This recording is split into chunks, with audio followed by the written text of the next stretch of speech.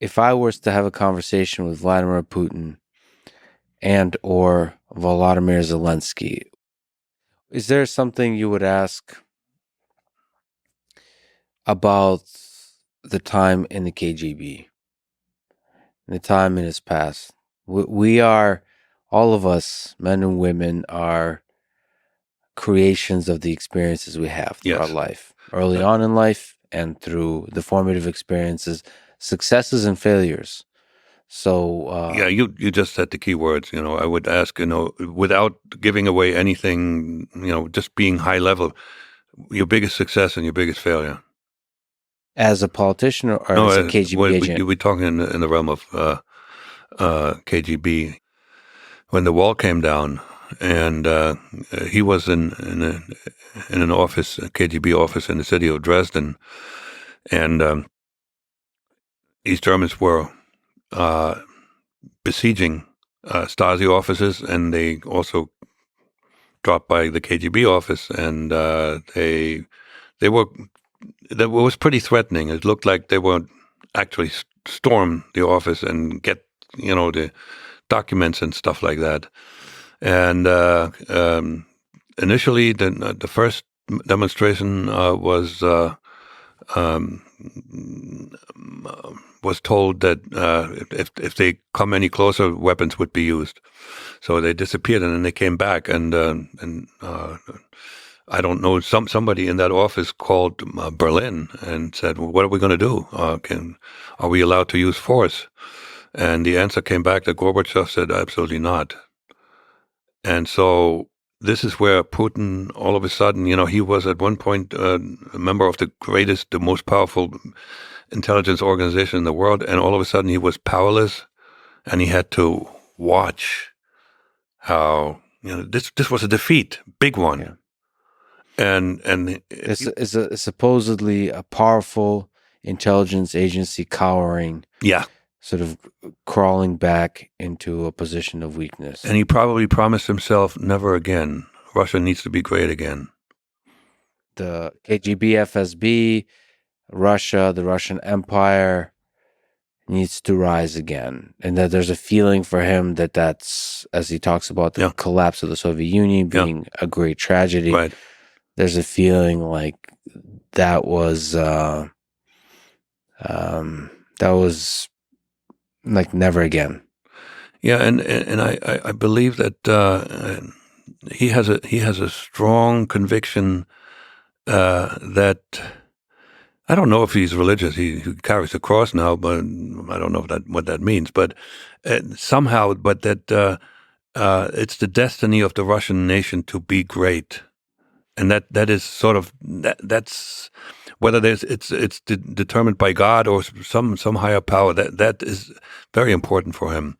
Of course, that nationalist idea is one that Americans share as well, and it could help a nation flourish. So by itself is not necessarily a bad thing. Oh, it's how agree. it manifests itself is I the agree. question.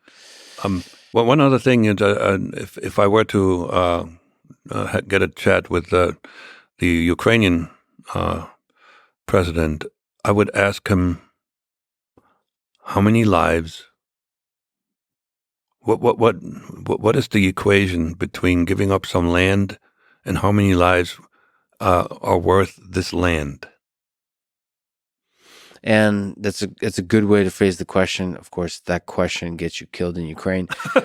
But because there's another part of that equation, which is it's not just land versus lives. It's the sovereignty, the knowledge that you're free and you're self-determined. And like, it's not about like fighting for the particular land. It's saying we are messed up, corrupt, we have problems. It's a messy world, but it's our world. I think Stephen Crane has a poem about like a man eating his own heart, and he was asked, "How does it taste?" And he said, "It's bitter, but I like it because it is bitter and because it is my heart." And that there's a sense of like, this is not just about land. This is our nation. The same love of nation that Putin has for Russia, the greater Russia, this vision of this great empire, I believe Ukraine does as well. Not every nation, there's levels to this game, and Ukrainian people are some of the proudest people throughout the history of the 20th century, throughout the history of Earth. The Polish people are proud people. You could just see in World War II, the people who said, fuck you, you're not having this, we will die to the last man. There's different cultures that kind of really hold their ground, and Ukrainian people are that. I have to admit, in that respect, I'm a bit of a coward. I could not do what Zelensky has been doing. I would sort of try to find a way to carve out something that I can live with. However, if that evil force gets to my family, right? There's lines. Yes, that's right. You become the world's bravest man if somebody crosses that line. Oh yeah. You mentioned something about you've not been to Moscow back, and that it might not be safe for you to travel there. Yes. Can you speak to the nature of that? As somebody that successfully got out of the KGB, how are you still alive? A number of reasons. First of all, when my story became public, that was 6 years ago, I was pretty old, right? And so the folks that may have a personal interest or may have had a personal interest in doing me harm, most of them don't live anymore. All right, that's number one. Number two, I did not. I wasn't a hired hand, a German. I did not betray the motherland. That's a crime that is punished by death. You betray the motherland. That's and the other thing is, if there is that these kinds of operations to assassination on in another country are very difficult to plan and implement. And if there's a list of people that they don't like, I may not be at the very top. Having said that, if I wind up, say, in Moscow or even in countries like Turkey where there's a lot of lawlessness, accidents can easily be arranged, and that's just sending another message. It's like we can do a lot of things. We're powerful. Yes. Do you think it's safe for me to travel in Russia and Ukraine? I think you know very well how to communicate in both countries. You've shown this in this interaction that